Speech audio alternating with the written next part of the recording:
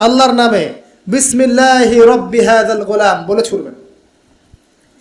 অর্থ হচ্ছে আমি এই